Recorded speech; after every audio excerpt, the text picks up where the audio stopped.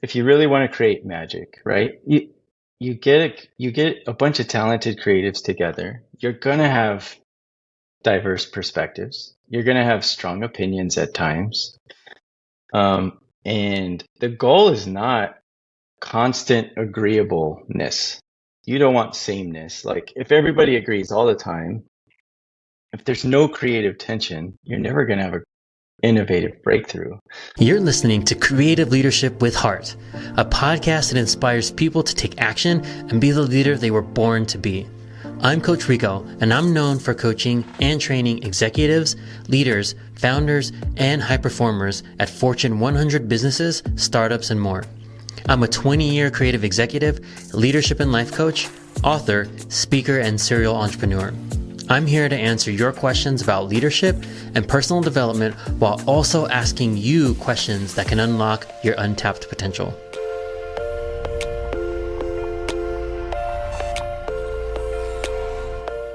Hey all, welcome back to another episode of Creative Leadership with Heart. Today, a special guest we have is Josh Webb. He's been in the game for over 20 years. He's a creative director, designer, and filmmaker. And he recently just dropped a fantastic documentary that you can check out in the show notes. We'll link it in the show notes to make sure you all have access to it. So Josh, welcome. Hey Rico, thanks for having me, man. I'm honored to be here. Yeah, Truly. yeah, appreciate you taking the time to talk with us and jumping right in. Tell us a little bit about yourself and your journey as a creative, and then what you're getting into now. Yeah, so I'll go back before pre-career. When I was 15, started a band, and at first we were terrible, just doing Green Day covers, that'll date me a bit, but this is in the 90s. And we stuck with it. We went for at least a decade. And so on this particular story, it's a hot desert night in Phoenix, Arizona. We've been going for a while. We've got some albums out. We've got some miniature tours that we've been on. We've had a couple songs break through to TV. We thought we were destined to be the next U2, right? And we thought we were just one show away or whatever. So we're in Phoenix, Arizona. We got a big show the next day, and we pull into our seedy Best Western hotel room that we all shared. There's 5 of us because we haven't made it yet. And Drew, who's one of our singers and a rhythm guitarist, he's not feeling well. He's hopped up on NyQuil. He crashes out asleep on the floor. The rest of us are laughing, joking as we did back in those days. And out of nowhere, Drew pops his head up and he yells the longest run-on sentence of every expletive curse word you can imagine, aimed directly at Mikey, who is our lead guitarist. And this has been brewing for a while. Like in a band, there's, insecurities and fractured egos, and they've been stepping over each other's guitar parts and fighting about songs for years. And Drew just lets it out. He, like I said, 100 curse words at Mikey, and he falls right back asleep on the floor. Mikey's had enough. Mikey runs full speed at him, and he's about ready to stomp on his head. And I'm sitting there thinking, I'm the drummer, by the way. And I'm sitting there thinking, tomorrow could be our big moment. 2,000 people at the show, and there's about to be a murder. And I want to play this show, right? This could be it for us. And so I kick into fight mode. I run full speed at Mikey and intercept him. Hockey check him against the wall, and he's kind of stunned. And I just yell at the guys. I'm like, guys, what are we here for? And everybody was kind of stunned that I could even hockey check Mikey in the first place. He really prided himself on his bench press skills, and he was much bigger than me. But it was this kind of moment where we're like, oh yeah, let's collect ourselves here. Let's turn down the emotions and let's go do what we're supposed to do. We went on, played the show, had fun and all that. Never became U2, as you can see now. But it taught me something. And since then, I've gone on, like I said, for 20 years. I've, co-founded a design agency, made a documentary. I've spent the last 7 years building a SaaS platform that just got acquired. And through it all, leading creative teams, large and small, not much has really changed. At the end of the day, like playing in a band, you got to learn how to listen to people, improvise when needed, be curious, and lean into each other's strengths so that magic can really happen. And, thankfully, I haven't had to hockey check anybody else into a wall. We have better ways to solve conflict, right? But at the end of the day, I can see it. Nothing's really that different from playing in a band. Talented and creative people just want to be seen, heard, and valued. And when they feel that, they can do their best work. Sky's the limit. So, yeah. Nice. And just riffing off that, he's sticking with a music metaphor. Yeah. Yeah. How do you do that? How do you create an environment that manifests that and supports that? Yeah. We'll stick with music. I think if you really want to create magic, right? You get a bunch of talented creatives together. You're gonna have diverse perspectives. You're gonna have strong opinions at times. And the goal is not constant agreeableness. You don't want sameness. Like if everybody agrees all the time, if there's no creative tension, you're never going to have an innovative breakthrough. Like the point of diverse perspectives is to actually come up with a novel outcome. And so you want that creative tension. You want opposition at times because that's productive. That's how you create something that's never been done before. But if you're not careful, if you don't really take the time to, number one, understand yourself, understand others, and see what they truly value, see what's important to them. If you don't take the time to value that diverse perspective, like no one's going to feel safe enough to take a risk. No one's going to feel safe enough to try something new. They're going to play it safe and you're going to get same old. So it's really important to have a culture that values people, that they know their value is not attached to their idea. So that territorial ego stuff can melt away. Your value is doing your best work, shining with your strengths, and contributing to the big picture. It lets people feel free and magic can happen. So, yeah. Yeah. And, what we do can sometimes be super subjective, right?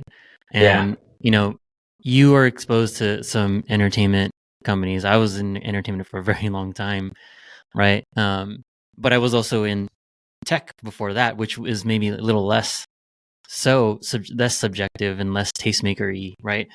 Yeah. So how do you deal with that? Where creative is subjective, and you may have some people who feel like they're tastemakers and some people that aren't. So how do you balance that and define what good looks like for your team in your context? Yeah, I mean, there's obviously different layers to that question, right? Like if you've hired the right people and you trust them, let them loose. And I was listening to one of your prior guests, Brian. What a fun conversation that was, and he had a great analogy about the three chili analogy, where some things you go all out, some things you put some extra effort, and some things you just got to keep the lights on. And so when it comes to driving business outcomes, there's some stuff you got to be steady and thoughtful and productive and efficient and get it done. And then there's times where you can just let it rip and fight for it. Like speak up on behalf of your team. Say, hey, this can make a huge difference. We should try this. We should go there. And to be that voice for your team, I think when they see you do that, it goes a long way. But yeah, it's tricky with I think if you can aim the conversation at, hey, this goes beyond being just a tastemaker. Let's see if this has emotional impact with our audience. Right. And if it does, and it's creating something beautiful and meaningful, whether you or I like it or not, let's lean into that and see where that goes and see how it makes a difference, whatever that context might be. Yeah, that's great. I mean, some of the things that along those lines, right, is defining what good looks like is having a shared language, right? And so Yeah, many creatives I know, they'll either struggle or get frustrated because non-creatives don't understand like the language, or, you know, why is it purple? Why don't we make it this color? Well, our brand is purple or whatever, right? yeah, Um, and so creating that shared language of like, you use some of them, like, you know, is it beautiful or is it contextual? Is it hitting the audience? Beautiful is not, yeah, more subjective, but is it yeah, addressing the context? Is it hitting the audience? Is it creating emotion? Is it intentional? Like, those are things that I think as creators, if we defined for our partners up front and help them understand what that means, uh, that would go a long way. And in some of these uh, situations where creative can feel like maybe a service org, or like, you know, creatives and non-creatives don't really understand each other and things like that. So yeah, that's a great articulation in that. um, Now going back to you, we kind of deviated a little bit, but I wanted to pull on that thread just a little bit. What is it about creative? What got you into, you know, design, filmmaking, etc.? yeah. Um, yeah, my parents are very creative and grew up grew up on like Disney and the Muppets, and was always kind of enamored about how Walt Disney and Jim Henson could bring such joy to the world through these characters they just invented, right? That kind of always stuck with me just growing up. And for the longest time, I was on the musical path, like writing songs and hoping to connect with people that way. But as I got further into like high school, college, started making flyers for the band, posters for the band, music videos, all that stuff. I really fell in love with the visual mediums. Yeah, so I studied advertising and screenwriting in college, and then, minus some early high school jobs, being a busboy at a pizza place, most of my jobs have felt like fun. Getting to design or getting to write or getting to make videos, and um, for the most part, work has been a blast. And so I knew that was it for me. So Nice. Almost as like a natural fit. It's the thing that brought you joy, right? yeah, I think, that's a good point. Like chasing delight and chasing joy, whatever that is for you, um, man, that's where you're going to find the most fulfillment overall, bigger than a paycheck, or which is important, but you can find something that you really love that can be of service to the world. That's a nice sweet spot to be in. So Yeah, you know, people think it's cliche, if you do something you love, you never work a day in your life. But like, mhm, these cliches are cliches for a reason, right? Because if you're really exactly. truly doing something you enjoy doing, even if it's, you know, 20, 30%. There was a book, I can't recall the book. I think it was like I Love What You Do or something like that. But in the book, he was saying that, you know, you can't love 100% of everything you do, right? So Right. even as creatives, there's like budgets and like admin work and like that kind of stuff where you don't get to be creative, but you're just kind of doing administrative work. Well, that comes with the job. But Yeah. is that work worth like the 40, 50% of time where you get to create, right? So even if you only love the part that you create, you can still have a job that you love, because, Yes. you know, you're really invested in that portion of it that you really love, and the other stuff just comes with it. So will you ever find a job that you 100% love every single aspect of it? Like, that is probably a dream, right? Right. Right. Maybe somebody has, and they can at some point. Maybe at some point you reach that, but it's very hard to find. But I believe it's about falling in love with the parts that you do love, and just Yeah. knowing that that comes with some other stuff. Just like anything in Yeah. life, right? Like when you raise kids, right? You love your kids no matter what. could you do without the tantrums and like the mood swings Yeah. and all that? Yeah. 100%. But it's just part of being a parent, right? Yeah. Absolutely.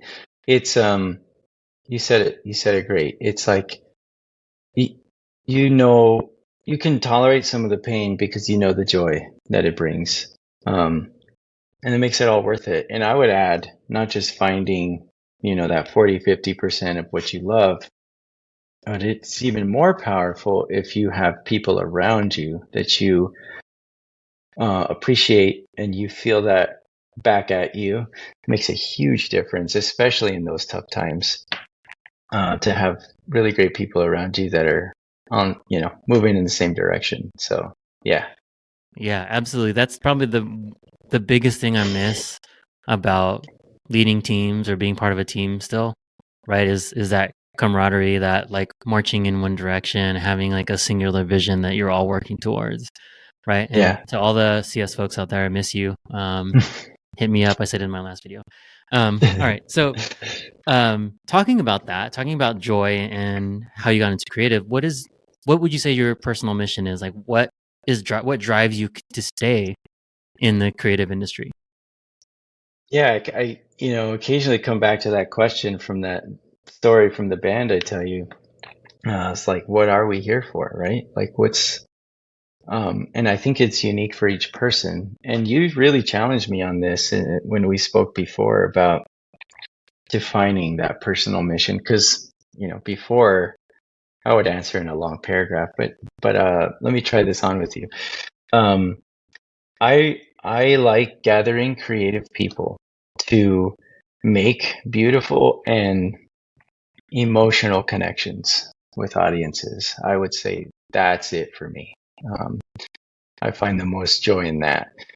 And I think creativity is so powerful because when done right, it can be life-giving, not manipulative. And it truly can bring light to darkness. It can bring beauty to chaos. And that goes for anything, making movies, writing songs, creating content, designing screens. If you can bring something new and beautiful and fresh to the world, there's something about it that can touch the human soul and just make somebody's day that much better. And, I love doing that, especially with a team of talented people. I love that. Yeah, absolutely. It's the moment, like if you can get someone to just stop, Yeah. right? Like that's the thing. It's like you don't even have to do 5 different things. Like the main Yeah. thing is to get someone to stop and feel something, whether that's like, ooh, that was so easy, or like that's interesting, or that's scary, or whatever it is, right? Yeah. Just to have them feel, even in that moment, something visceral inside. Yeah. And people think you have to be this amazing storyteller to do that. And as creatives, yes, you do.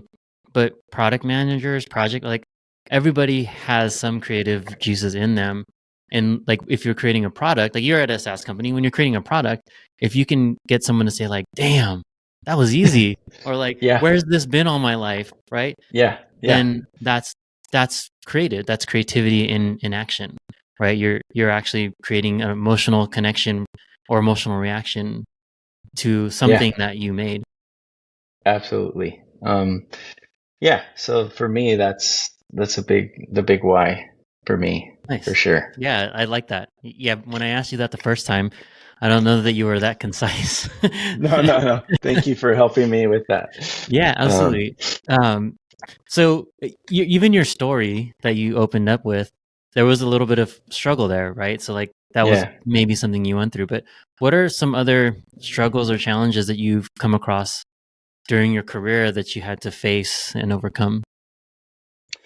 Yeah. I mean, we could talk. I think there's two layers to this. I think the biggest struggle has been understanding how to navigate conflict, right?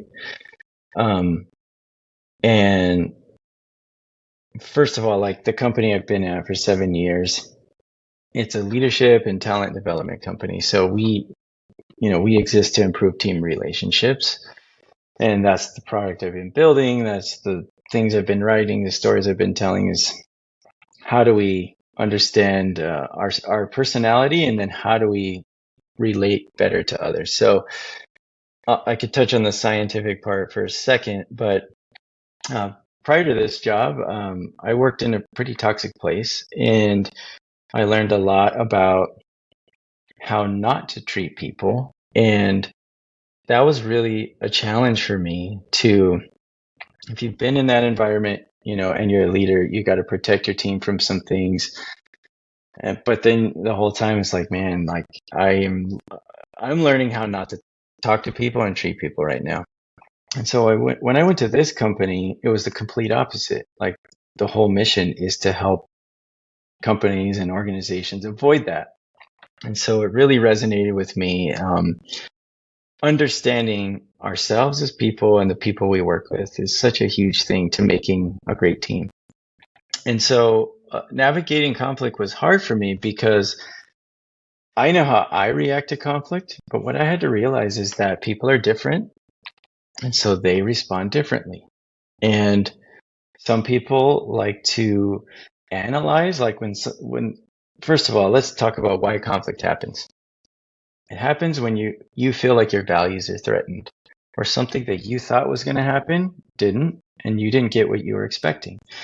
And I'm not talking about opposition and like debating things. I'm talking, when it feels awkward and starts getting tense.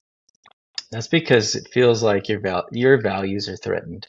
And some people analyze in that moment. They want to withdraw, get quiet, and think about it.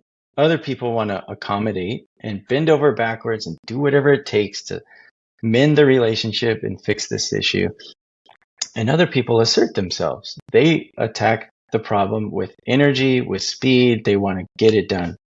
And if you don't understand that about the people you work with and how it could be very different, that could create even more tension, because to someone who wants to withdraw, they see someone else reacting with all this energy and passion, and it might look like they're being a jerk. And someone who's accommodating and like, hey, how do we fix this? That might feel smothering. And if you put yourself in the other person's shoes and you like to attack problems with energy and forcefulness, someone who's withdrawing, it might feel like they're pulling away and they're indifferent and they don't care.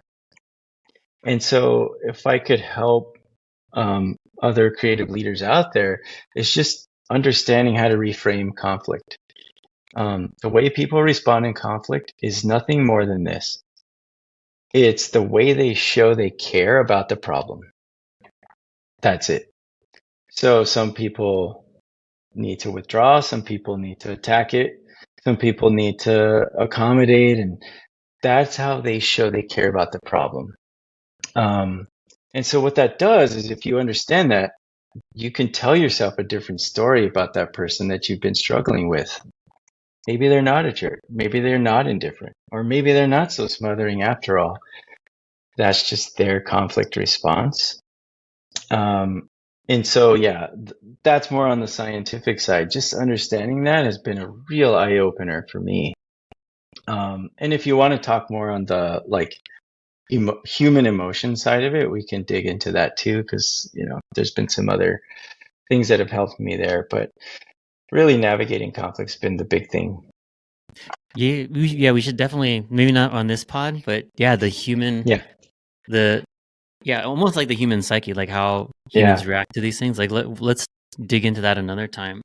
But there's something interesting that you said, right? And even though you mentioned like this is like a scientific look at it, but the stories that we tell ourselves, right? That's all mindset, right? Mm-hmm. And I talk about all the time in terms of coaching, right? Is we have an ability to control our responses, right? Yeah. And we can change our response.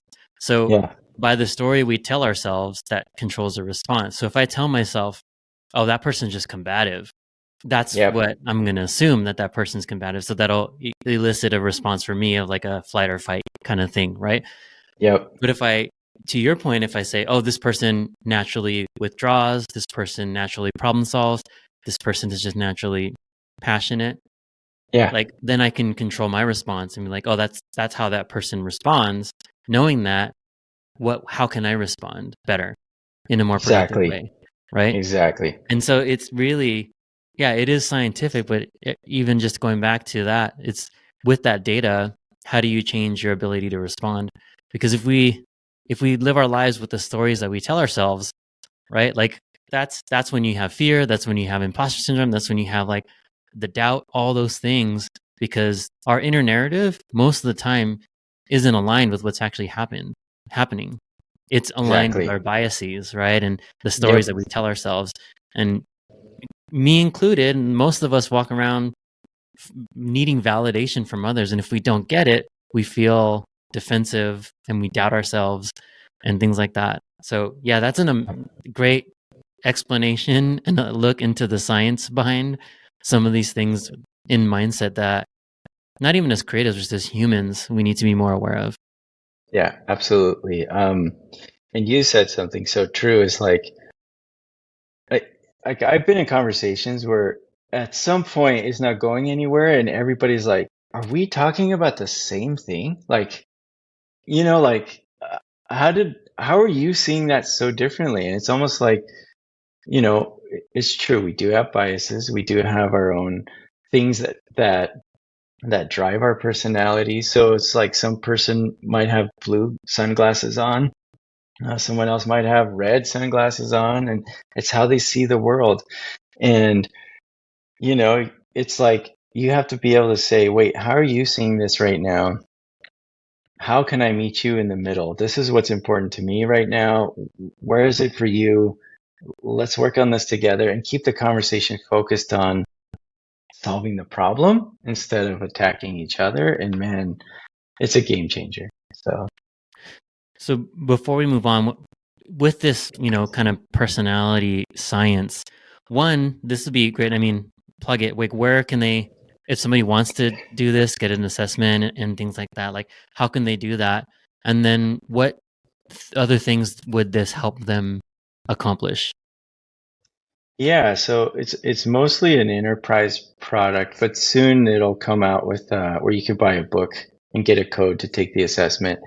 The assessment's called the SDI 2.0 Strength Deployment Inventory. It's kind of like a Myers-Briggs type thing, but it's Mm-hmm. just way more in depth. We just got acquired by a company called Crucial Conversations. So if you've ever heard that book, about how to have crucial conversations. Yeah, it's gonna over the next year they're gonna build it out with our assessment and their skills. It's gonna be a pretty cool thing. There will be a book called Relationship Intelligence coming out. I'm not the author. I just work there, but yeah, I think the way you can help is number one when you understand yourself. Um, Self-awareness, right? It's kind of the first step to anything.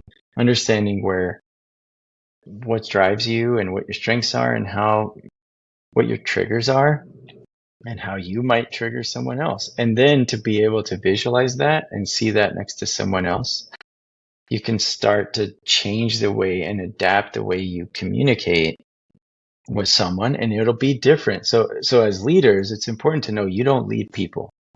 You lead persons, individual, unique persons who value different things, who have different strengths. And the more you understand it in yourself, you can see it in others.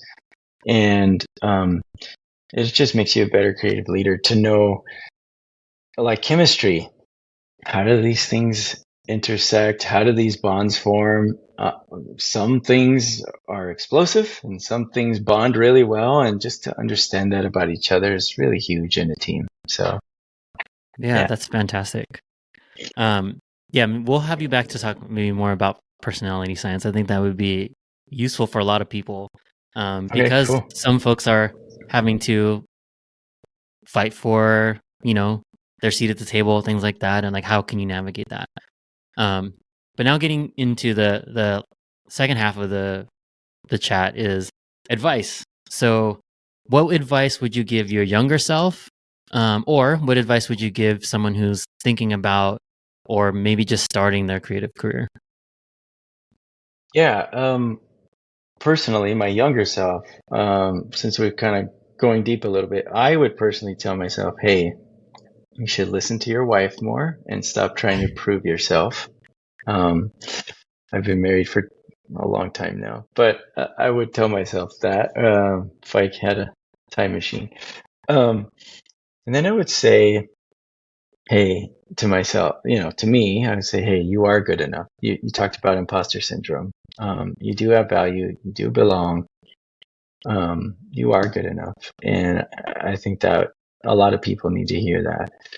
And then to other creatives, I would say the world is changing fast. So lean into your curiosity. Um, and the way things are changing, the beginner is the expert. Like I don't care how long you've been in this game, it's new tomorrow and the next day. Keep being curious about technology. See how you can use it as a tool for good. Tell better stories and make more beautiful designs. Keep being curious about each other instead of having judgment. Lean in with curiosity, and and I mean, and treat each other cool along the way. Like you don't have to be a jerk. You can win and help other people win too. And the more you approach life with curiosity and kindness, I think the better you're going to be in everything. So. Absolutely agree. Great advice. And one of the things to almost to your theme is I've found that this has done me well more often than it's failed me. And it's just setting the mindset of seek to understand instead of seeking to be understood. Right. So for me, like I don't go around the world like wanting people to understand where I'm coming from. I walk around the world trying to understand why things are the way they are, right? And that speaks to that piece of advice that you talked about curiosity, right? And I think if people ask themselves that question or seek to understand the world, as opposed to like walking around thinking that everybody should know them, everyone should know me better, like walking around that way, we'd be better people. I think we wouldn't have as many problems as we have because everyone would want to understand each other. And that's a great way to think about creativity is curiosity, understand your audience, understand what this piece is supposed to accomplish, right? Instead of like, oh, I'm going to bring it up again, even though we talked about it before, like I'm a tastemaker, what I think is beautiful. So I'm just going to make people like what I think looks good. And like, that's the total wrong way to understand it, to think about it. It's really, you should seek to understand what do people want to get out of this and how can I quickly have them accomplish that, in the quickest time possible. Right. So I love that piece of advice. And then next is any mentors you want to shout out, and then if there's one book or many books that you would recommend folks. I'm big on mentorship. I'm big on books, so I would like to ask that of people. Mentors from afar, of course, are like Jim Henson and Disney and all the stuff at Pixar is so amazing. You've had a lot of great guests on that I've learned so much from. Andy from Netflix and just Reed, so many other people. Brian the other day is first time I ever heard of him, but man, he was so fun, and stuff he's doing for AI is really fun. And you, thank you for your kindness to me. As for other people, I'd like to shout out Adam, who's been a good mentor to me, Mike Foster, Kevin Small, and Dave Gibbons, people that have just really helped me stretch and have the courage to take the next steps in life. And of course, my family's wonderful. Been very supportive. So there's that. And I think book-wise, there's a book called, it's right here on my shelf. I don't know if you can see it. 7 Primal Questions. Talks a lot about the human emotion side of leadership and how, as kids, if there's a question in our lives that doesn't get answered, we can kind of subconsciously try to answer that question our whole lives. That's where imposter syndrome comes from. One of the questions is, am I good enough? There's 7 total. I'd recommend you read that, and whoever's listening, and find out what your question was. And you'll kind of see, like, you'll have this ratatouille moment, like I did, I think. I see all the decisions you've made in life have been funneled through that question. For me, it was, am I good enough? And when you read it, you can start flipping the question to not a question anymore, but a statement of truth. Is like, yes, I am good enough. And it starts to change how you see people, how you see yourself. And it's an amazing book. I do recommend this book. I don't know if you heard of this guy. This camera here by Seven-Figure Leader, by this really cool guy named Rico. Honestly, I'm reading it. It's fantastic. And I would say, just in terms of building creative teams tactically, Creativity Inc. by Ed Catmull at Pixar. That one was great. So that's more strategic and technical and stuff like that, but it's fantastic. So those three are really good. Thanks for sharing. Thanks for the shout out too. No shameless plug planned, but thank you. Yes. Yeah. It's sincere. It's sincere. I mean it. So yeah, I appreciate it. And yeah, what are you up to now? So you said your company just got acquired, you're still there. Like what do you do for fun? What are you doing now? And then how can people connect with you? Yeah. It just literally happened a week or two ago. We got acquired, so that's exciting. Still figuring out what that looks like and how all the details of that play out. But for fun, I grew up in Texas and now I'm in San Diego. Been here for about almost 6 years, so I try to surf. Working on it. And are you picking up this audio? There's somebody. Yeah, it's all right. Yeah, Okay. Slightly. Okay. I probably surf, still play drums, and I love hanging out with my wife and 2 kids. And by the way, I have a son named Caleb, like you. So nice. shout out to Caleb. Yeah. Yeah, Caleb's are fantastic. Yeah. Yeah, and how can people find you and connect with you? What's the best way? Yeah, I'm on LinkedIn. And I can share that link in the notes. And if you want to fall down a crazy Web3 rabbit hole, I put out some fun photography and art on Twitter. And I could give you that link too. It's just a fun creative outlet. So yeah. Yeah, as creatives, the more like we can intake, the better, right? The more perspectives we can see and be a part of. So of course, yeah, please check out Josh, check out his LinkedIn, check out the Twitter will be in the show notes. Anything else, any IG, anything else you want people to follow you on? I am on Instagram. I need to post more. So I don't know if that'd be a boring follow for you, but I will start posting more content around creativity, especially. So as far as closing thoughts, I mean, keep being curious, be kind to yourself and to those around you. And I think if we do that, we can make the world a more beautiful place. So, and thanks for having me, Rico. No, thank you. Absolutely. What a wonderful note. Thank you for closing us out. That was amazing. So thanks again for joining us on another episode of Creative Leadership with a Heart. Thank you, Josh. It was great having you. Appreciate you. And we'll have you back to talk more people science real soon. Thanks, Rico. All right. Take care, everyone. See you next time. Thanks for listening to this episode of Creative Leadership with Heart. If you enjoyed the show, please like and subscribe. If you're ready to make huge, lasting change in your life, then what are you waiting for? What will your life look like if you took action today? What would it look like if you didn't? If you're serious and you're ready, book your free strategy session today and let's make your future a reality.